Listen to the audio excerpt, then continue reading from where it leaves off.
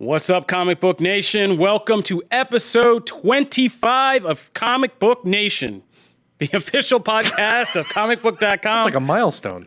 I know, it is a milestone. That's why I said Comicbook Nation twice, just to reinforce it. Not because I made a mistake, but because I wanted to reinforce the milestone 25th episode, and it couldn't be more appropriate.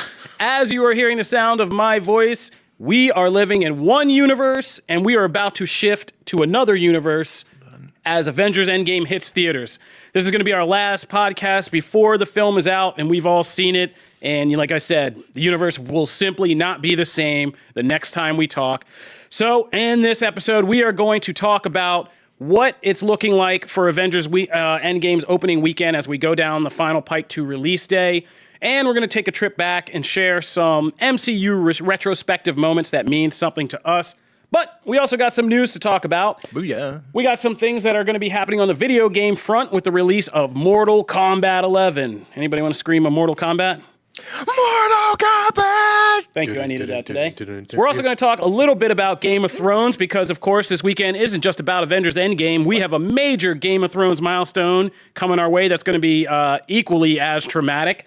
And we brought back somebody today, along with my co-host, Matt Mueller. We have Jamie Lovett making his return to the podcast. And Jamie is going to take us through his specialization in Star Trek and talk about the ending of Star Trek Discovery Season 2 and what we should be looking forward to as Season 3 comes down the pike. No pun intended. So, I see what you did there. yeah, I didn't mean to. I just, my Star Trek nerd inside was like, you made a funny. And I was like, all right, thanks.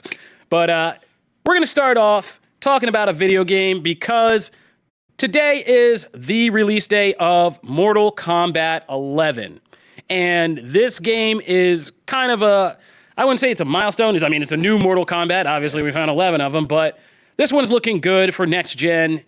It kind of has this epic storyline that kind of combines time periods of the Mortal Kombat franchise together and is kind of, I would say, what would you call it? It's not like a reboot, but it's like a fresh polish on the old fundamentals of the game that fans know and love. It's kind of like a return to form. Some new, crazier characters, but the kind of fight engine that we love, the fatalities we love. We even have Mercy's back for the first time. Oh. And yeah, some exciting new additions to the franchise. So to prepare for this, we basically just went through and watched a whole lot of Mortal Kombat fatalities for the new game, which just kind of warped my brain, I feel. Don't do that when you're eating, because I did that twice. Yeah, it's not a good idea. I was eating, and then I came upon something, and I was like, oh, God, I'm going to... Yeah. I mean, this is a game where people are literally getting their heads knocked out of their asses for fatalities at certain points. And it's almost like you can see, though, like the peeling back to society as you go through the video. Because it's a long video, and then by midway, I'm like, this doesn't even faze me. No, someone literally sawed someone in half, and I was like, that looks fine. Yeah, I was still typing the sentence. I was like, I had to rewind like 4 times because I was just nodding off. I was like, oh, somebody else's spine getting... Sounds like someone's college thesis paper. Mortal Kombat fatalities as a microcosm for society. Yeah. And they would not be wrong. No. I mean, ironically, the game's getting criticized for having a quote-unquote political agenda, so you're not too far off or crazy with that possibly happening. But we're excited around here, I think. Oh, stoked. You can read our review on Comic Book Gaming. But we basically say that it's a really great Mortal Kombat. It looks fantastic. It plays fantastic. There are a lot of kind of challenges and in-game elements that can keep you coming back and replaying. But there are some challenges that are not worth the grind is one of the big criticisms, like the time tunnel or tower, the time tower, I think it's called. I love those things. I do previous too. games. Yeah, like I always loved like, hey, reptiles vomiting acid, try and kill him before he poisons himself. Like they're so random and weird, and it was always fun. Like you could it gave you something to do other than just versus. And the story mode is fantastic. Yeah, I like but the story sometimes modes. you just want to mindlessly do something that's at least a little creative. And for the record, people aren't saying these are bad. They're just saying that the grind isn't always worth the prize that you get, which is understandable. What's your favorite fatality? Of the group, I think my favorite fatality is Scorpion's fatality, where he kind of pulls all together all his moves and tricks. Oh, yeah. He dives through you and burns a hole through you, and then takes out a sword and cuts off your head, and then throws a spear through your head, and you get this reverse angle at the head flying at the screen, and then the spear just comes popping out. Yeah. And so, I mean, I think I like that because I was a classic Mortal Kombat. I mean, I was like a kid who grew up in the 90s and like first saw that photorealistic game in an arcade and was like, what is this? When you could only do high kick, high punch, low punch, uppercut was like all you had going for you. And when we first saw fatalities, like, I mean, we weren't desensitized back then. Street Fighter had nothing like that in it. And so like that was seeing Sub-Zero pull off somebody's head or Scorpion roast somebody was pretty intense. Now you look back at it and you're like, man, I could show this to my baby. Like, oh my God. Yeah. These are brutal. So, Is there anything that Mortal Kombat can do to like shock us anymore? Yeah, I mean, Baraka like cuts your face off, pulls out your brain, and That was eats rough, it. That was a little rough. That was rough. They do a variation on the Sub-Zero one where he like freezes you or rips out your spine by creating an ice sculpture of himself with a spear, impaling you on it, then ripping off your head and then like shoving it up your butt or something like that, like through your body. It's pretty intense. It's weird. It's like what's your favorite? It feels almost like Mortal Kombat cornered the market on that kind of gruesome stuff because it's like it feels like other video games don't even bother anymore. Like it used to seem like video games are racing to be the goriest. Now they're just like, we're over it. Mortal Kombat, you do you. We're done. We're gonna go do other things now. Katana's is really great. I really like hers because the blades keep spinning and they're hovering in air, and there's 3 blades all hovering still, and the head is decapitated, but it's still on the little plate, and then she like it comes back to her, and then she hits it with her foot and like spikes the head. It's amazing. Also, Cassie Cage's little selfie heart through the dude's body is amazing. Oh yeah, there's some really great ones. Oh yeah, Sonya has a great one where she basically slides under you and shoots you up in the air with guns until you go so far up in the air she calls in air support and you get slaughtered by this helicopter blade. That's awesome. Yeah, I mean there's some really inventive ones. What's the move that they used to have where is it babalities? I mean there was friendship, babalities, animalities. So they could bring those because like now we have Mercies back, right? They could always bring those back and shock us. They could always do that go-kart racing that they did for that game.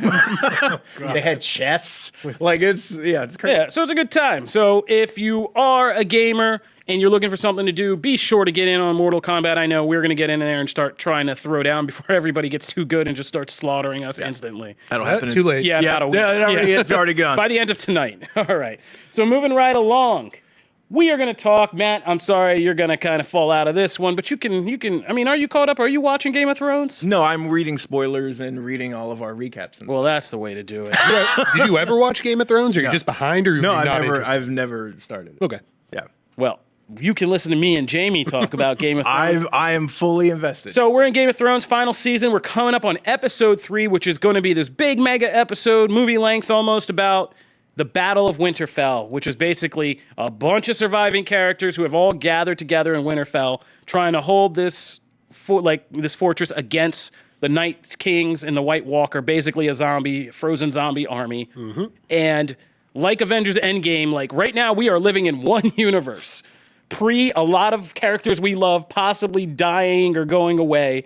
And by Monday, we are all going to have multiple counts of PTSD because we've seen previews of the Battle of Winterfell. It looks pretty intense. It looks pretty nightmarish, and people are going to die in this one. So we brought this up because we wanted to discuss. There's been a lot of talk about the first 2 episodes of Game of Thrones. A lot of hugging in those 2 episodes. A lot of hugging. I expected way more death. Yeah.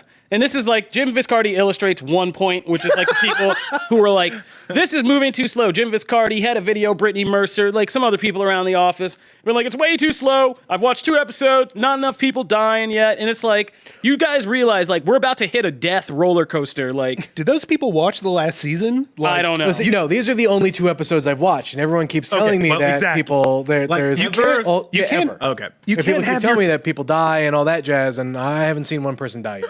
You can't have just hold on, yeah. You can't have your foot down on the gas all the time. You have to slow down sometimes. Last season, they tried to go way too fast, and that's why last season was not that great, because they couldn't, they were just jumping from one big thing to the next without any of the character stuff in between. Yeah. So far, we've gone 2 episodes of really good character stuff, especially that previous episode, and that's going to make the next episode, the big battle, all that more, powerful and painful. Yeah. We know yeah, I for sure agree. that's happening next Yeah, no, Yes. it is absolutely 100%. So there is going zero down. chance that the Night King's army just passes Winterfell and goes straight to King's Landing. That would be funny if that happened. I'd be like, No, not if he's supposedly he's going for Bran. Oh. Yeah. They needed a MacGuffin, so I guess Bran is it now.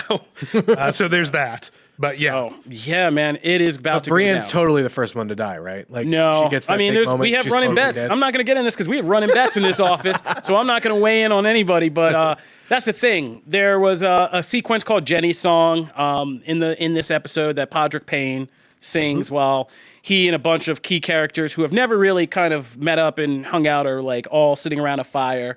You got like Tyrion, Jaime, Tormund, Brienne, Podrick, some other people I'm sure I'm forgetting. Davos who's in that scene, yeah.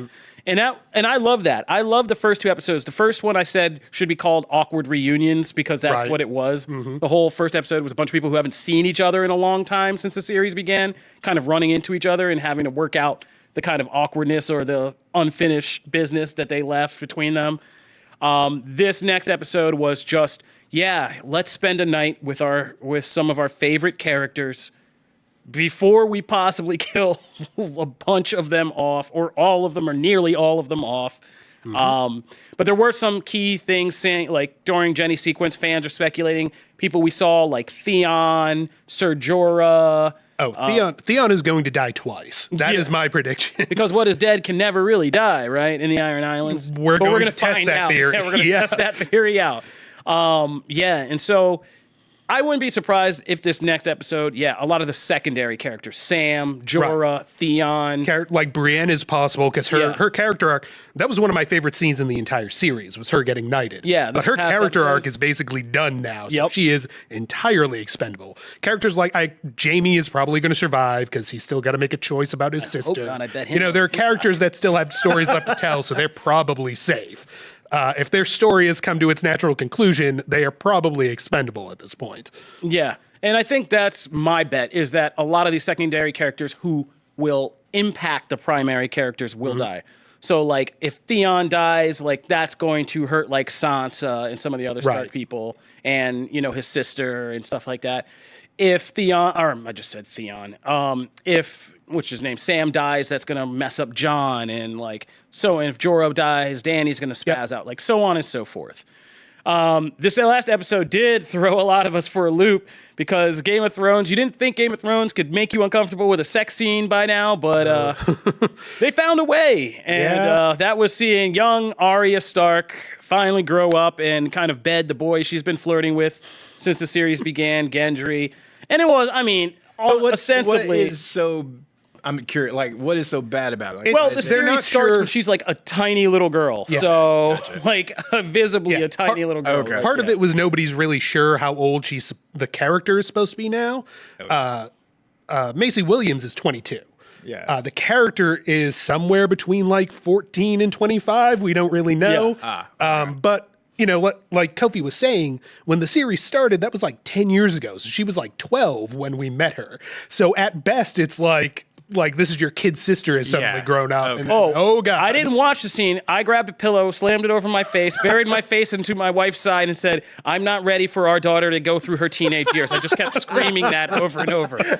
Like literally screaming that over and over. I'm like, "I'm not ready for this. I'm not ready for this. I'm not ready for this." And then she had to tell me when it was over because there's some awkward things I just can't stand, and this was one of them. And it really did give me like dad panic flashes of like having to one day have this be a reality in my life. And I was like, oh my God, because this was like probably the first time I've ever seen a character who was like a little girl on TV grow up and then get to a sex scene. And I was just not prepared for that. So that happened. I mean, a lot of people were cheering, yes, Arya, get it, girl. I mean, and by all means, Arya's grown into a character. And the whole point was, this is the night, we're going to die tomorrow kind of night. And she just was like, I'm going to get rid of my V card, and which is totally understandable. If I was a teenager and I was about to die the next day, Oh, yeah.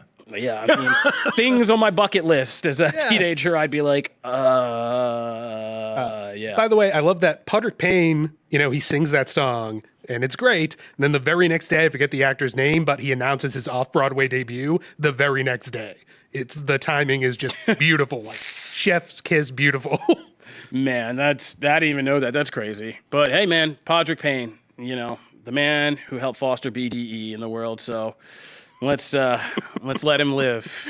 Let's let him live. You have the to watch Night the series. King. Okay. Podrick Payne kills the Night's King. In a way nobody expected with his mythical sword. But anyway, that's going to take us out of Game of Thrones. We're going to be talking about it next week when we're trying to recover from Avengers and whatever happens in Winterfell. But yeah, I think me and Jamie have liked the setup of these episodes. Jim wants to see people die. Thankfully, you are going to get what you want soon. But I can't promise they're going to stay dead. They might get back up and start, trying to hack up their friends because that's just the nature of what's happening here. Theon dies twice. That is my call. That would be great. All right, so stay tuned because when we get back, we're going to be talking about the end of Star Trek Discovery Season 2, the setup for Season 3, and we're going to be talking about the last big things before Avengers Endgame hits theaters. All right, so Jamie, this is your time to shine. Star Trek Discovery Season 2, just run us through it real quick. What were your impressions of the season? What were your impressions of the ending? And what are you looking forward to in Season 3?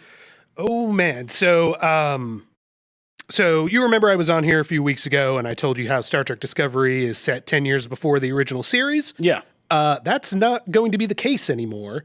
This season ended up dealing with time travel and evil AIs and all sorts of stuff.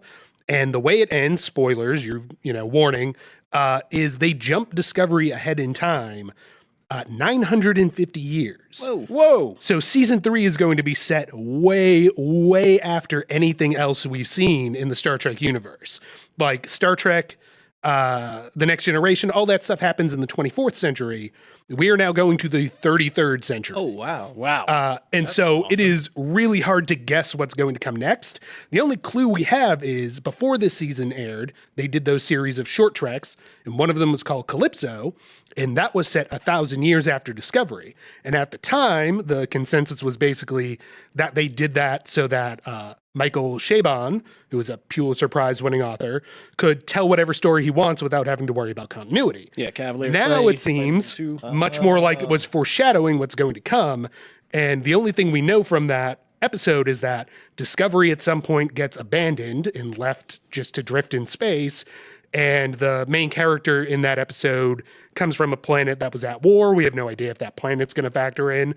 So yeah, no idea what's coming next. The season overall, I thought was great. I liked season 1. I thought season 2 was significantly better. I think I mentioned this before. It felt more confident, like they had found their groove, like they had a clearer vision of what they wanted to do, and they did that. Anson Mount was fantastic as Captain Pike.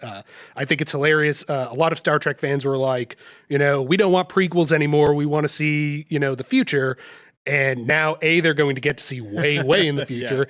Yeah. And B, now they're also saying, no, please give us another prequel just with Captain Pike, because Anson Mount has proven so popular that they're like, we don't care anymore. Just give us him, give us the Enterprise, give us Spock, give us Rebecca Romijn as number 1, Ethan Peck as Spock. We'll take more prequels, give us that good stuff.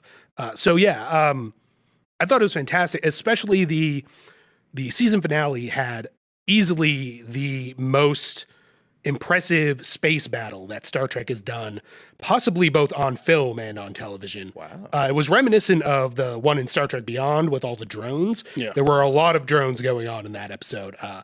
But the cinematography on that show and in that episode in particular was incredible. There were these great shots of at one point, Michael Burnham jumps out into space in a spacesuit and it just trails behind her while all the ships come in formation around her. It's just these fantastic shots, visually cool. Fantastic. Right, yeah. Very, very cool. It's everything we wanted from Star Trek Into Darkness. Yeah. I never got. Yes. I guess you could say that if you want to bring that up, I suppose. Way to rain on the parade. But yeah, it should be interesting.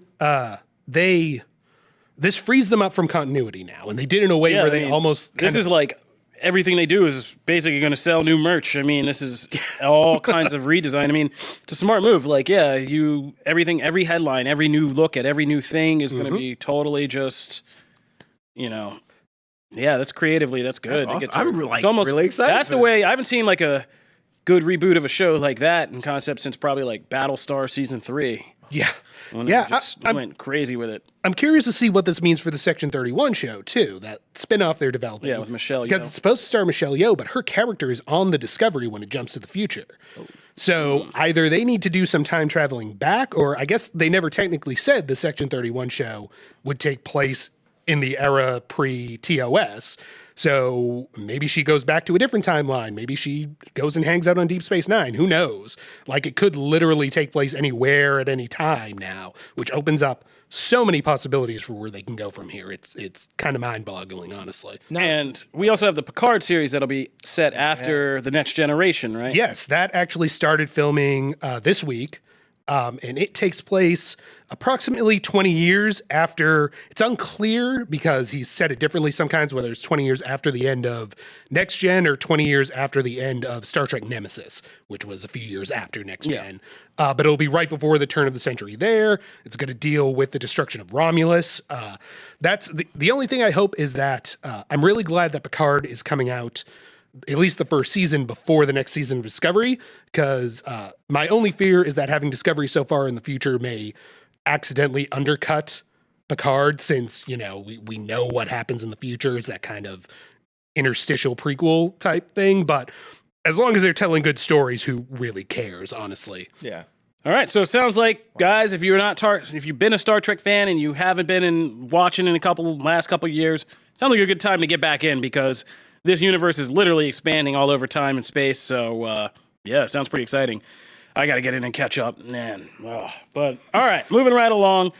We're going to end things with talk about Avengers Endgame. As I said, this is going to be the last time we talk with you guys in Comic Book Nation before we all go out and see the film and are presumably, judging by first reactions that have come out, forever changed by it.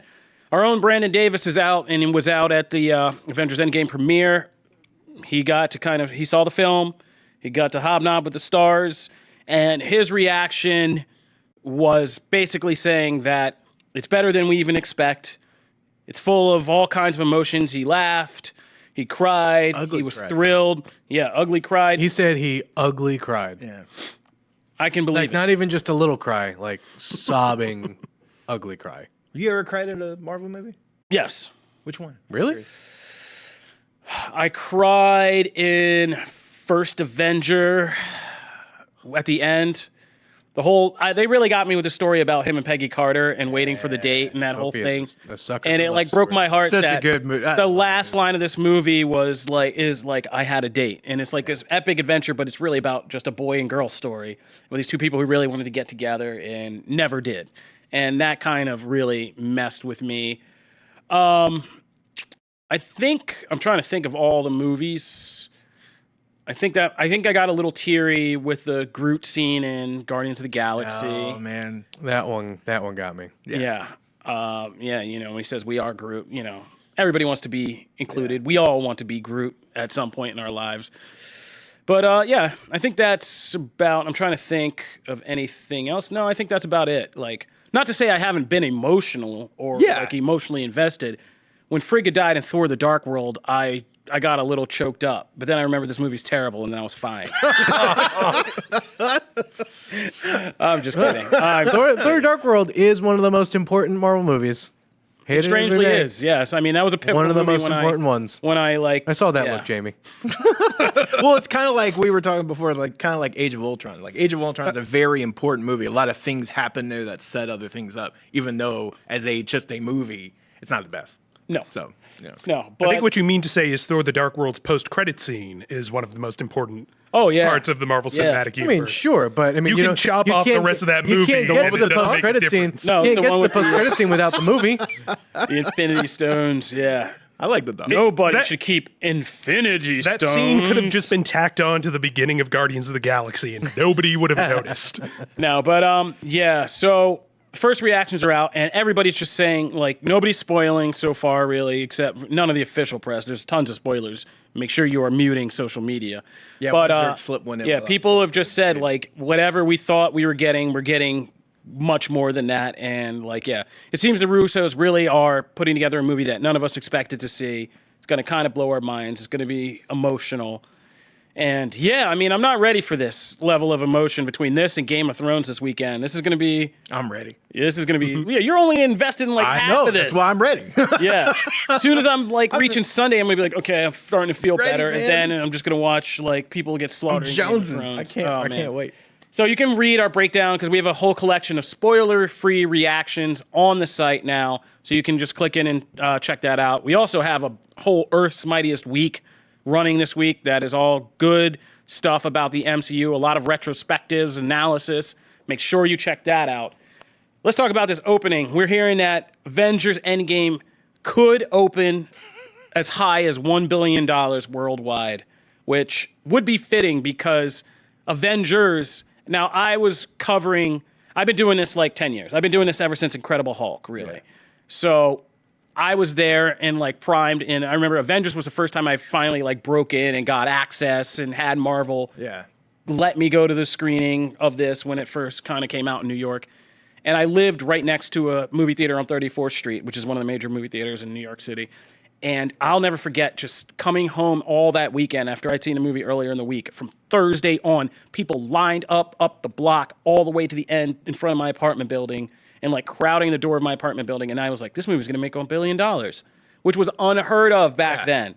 Like unheard of. And sure enough, that came out and made $1 billion and just reset the entire game and standards for the entertainment industry. Like $1 billion blockbusters were a thing after that. Now we're talking about $1 billion opening weekends, which is just a whole other craziness that we're talking about. After this, the next thing, of course, will be, can Star Wars make $1 billion on opening weekend? Will be the next. Well, it's crazy. I actually just saw a thing that apparently over 4,000 screenings of Avengers Endgame have sold out on Fandango. Yeah, I believe it. That's a lot. I believe that. Everybody I know is not waiting around. Like the last person I think I know is going like early Monday morning before they have to go. Late. And they're faking out of work. I know a lot of people are faking out of work and stuff like that. Thankfully, work for a job where we can probably go see that movie because it's part of our work. But like, a lot of people are ditching work. They're not going around crowds of people. They're like, I'm not going near anybody until I see this movie. You got to get in an opening weekend. But that's crazy. Do you guys, let's hear your predictions. Do you think it can do it? $1 billion? Oh, I do. Easy. Because, right now, the current thing, the current prediction was like 750 to 800 million. And I saw 960. That's without China. And then China adds in potentially another 250. Whoa. Is what they're guessing, right? So, which Infinity War didn't get to have that. China debuted later. So, like, I think I think it's as close to going to happen as you can get. That's 99.9 for me. Jamie? Yeah, I think it happens. I think it does.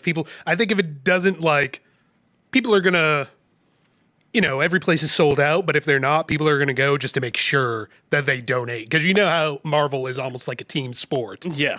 For a lot of fans. So they'll donate extra money to make sure it hits that milestone if they can. I did that again. Let's just take a minute and like really step back and appreciate the real unsung heroes of this weekend.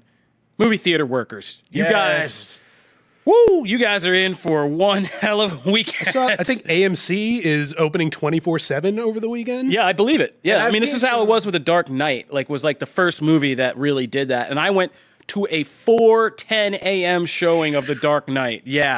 Yeah, and those poor movie theater workers. Well, I've already seen tweets that have been like, be nice to them. There's some theaters. There are some theaters that are doing 24-hour showings of Endgame. That's what we just said. I totally missed that part. That's worse than reading a double review. Jim Viscardi got on me. If you've been following the show, we read some double reviews, and Jim Viscardi got on me. But then now I think we're back. We're back on even ground. We're on even ground, Kofi. You win this one. Vindication. No, but here's the real question: with so many people going to see it on opening weekend, does this movie have legs? Yeah. Yes. Oh yeah. Because like it's not going to be enough to see it once. Like for me and a lot of other people in our situation who are like hardcore fans who follow this stuff, just the first showing is just to kind of settle your mind from all the theories you thought are going to happen and trying to just accept what is going to happen. And then you have to actually go back and see it again and be like, okay, now let me go see this movie. That, I know all the loose plot lines, but now let me actually watch the finer points of this movie.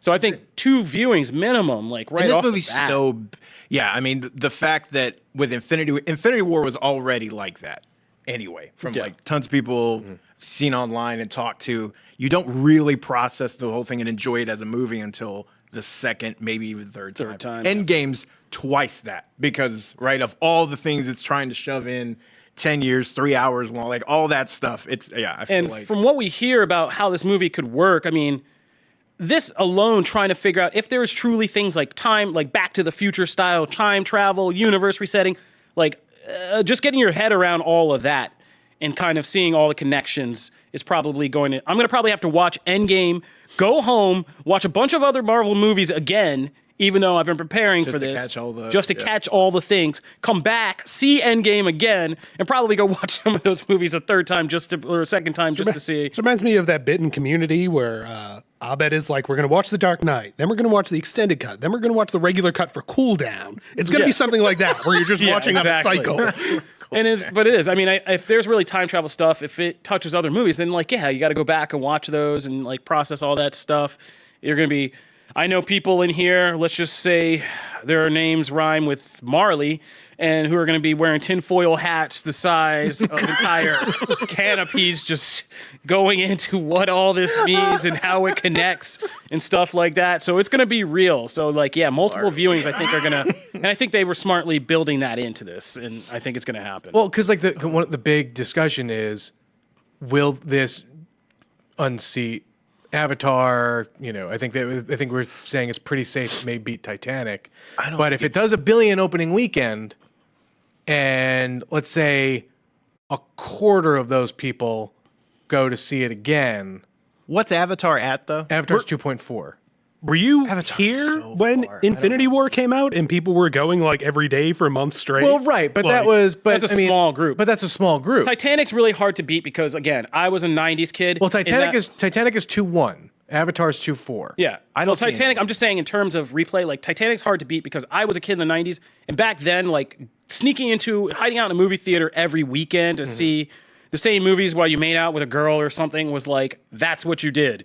We didn't have Netflix. So paying like your back then $4 to $5 to go hang out in Titanic for 3 hours with some girl you wanted to smooch was like a trick you could repeat several times over I love, when we get, chill. I love when we get little insights into your life like this. I mean, this is real. Like movie theaters were places where you could meet up with girls and hide from your parents and like Popcorn and chill. Yeah, popcorn and chill for 2 hours. I don't even want to tell you what happened with a friend of mine.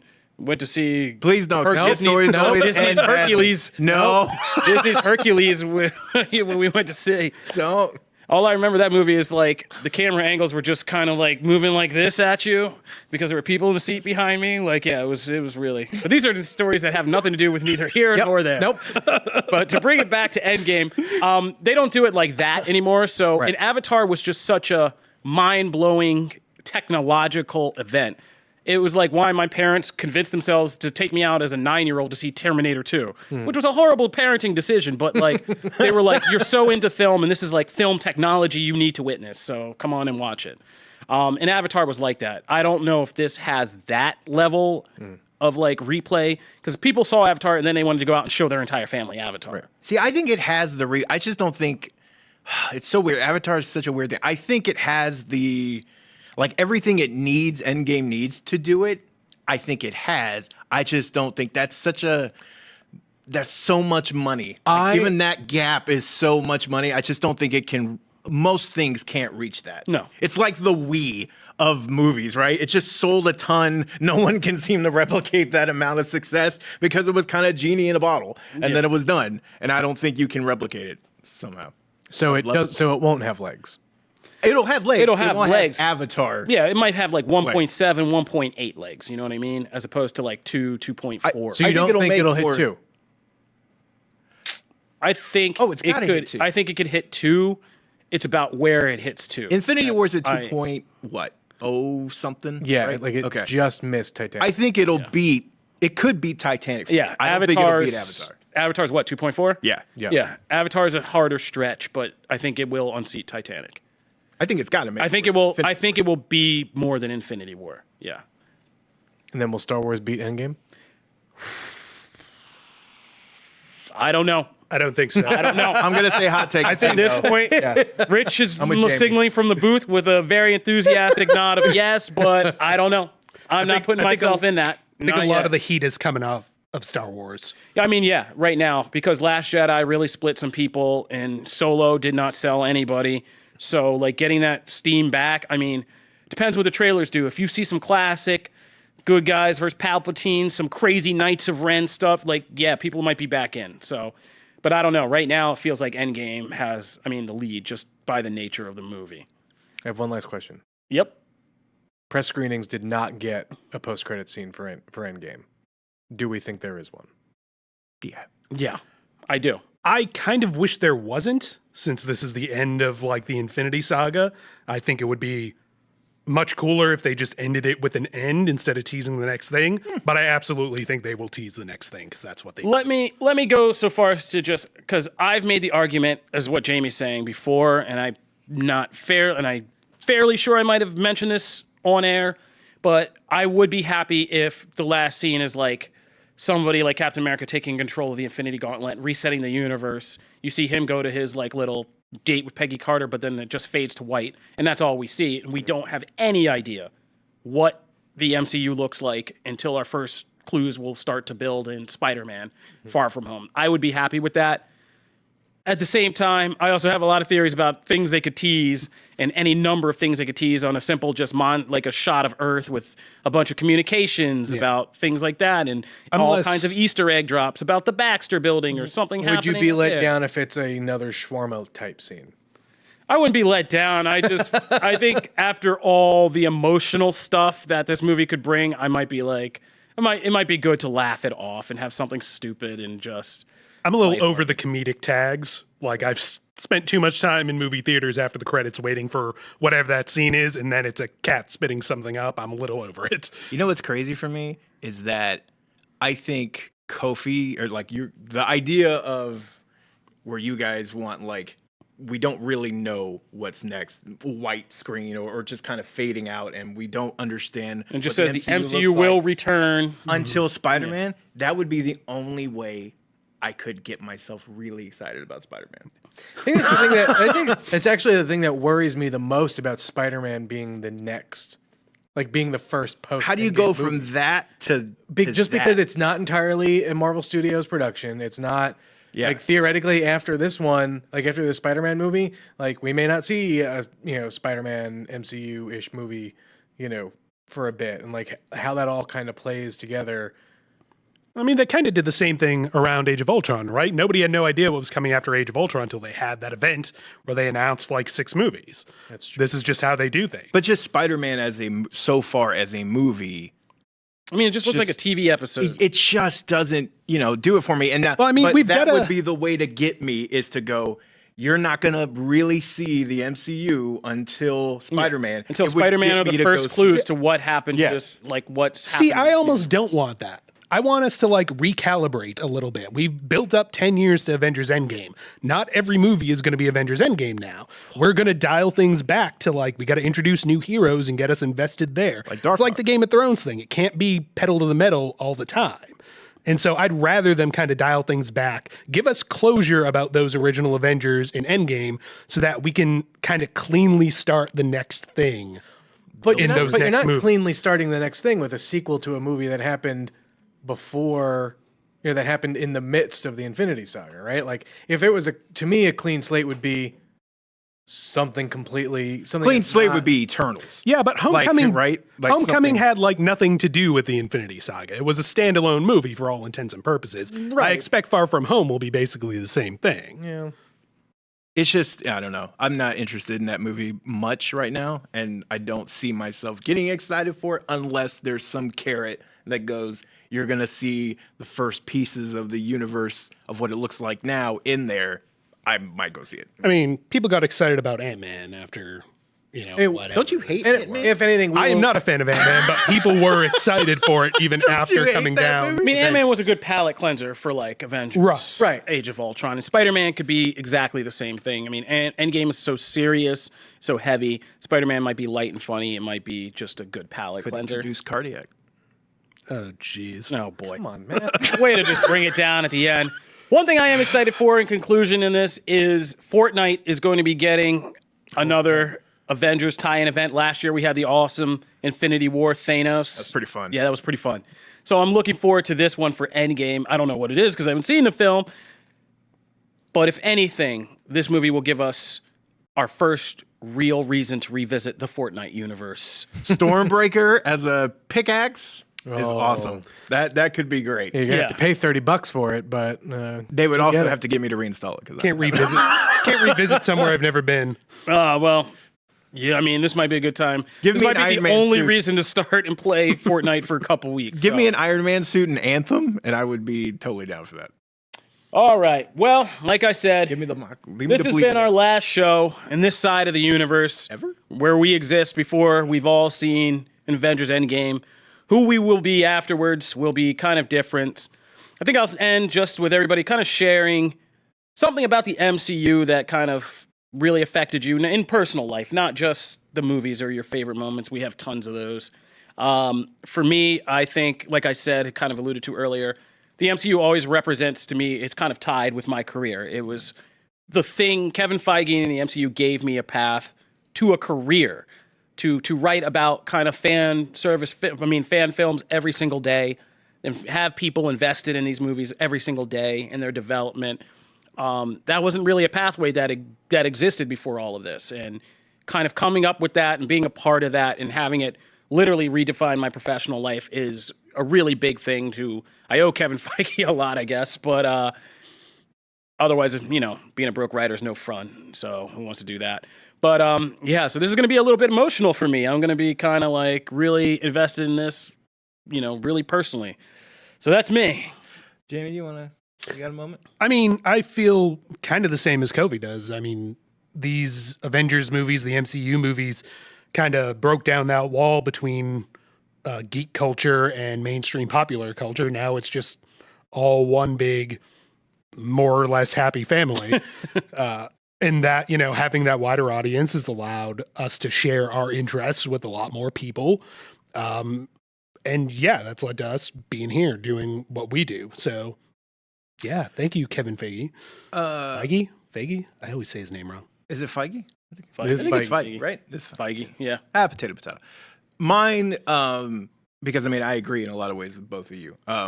But mine would be, it's sometimes when you have a significant other that is not as entrenched in these, in superheroes or comics or whatever. Sometimes it can be, you look for opportunities to be able to kind of bring both worlds together and find something that will, kind of bleed over into that other side. And they can not necessarily, they don't see it as you do, but they appreciate it. They can see that, okay, I get why you like these characters. I get why you like these stories. And for me, Guardians was that. It was actually Guardians, and it was Groot.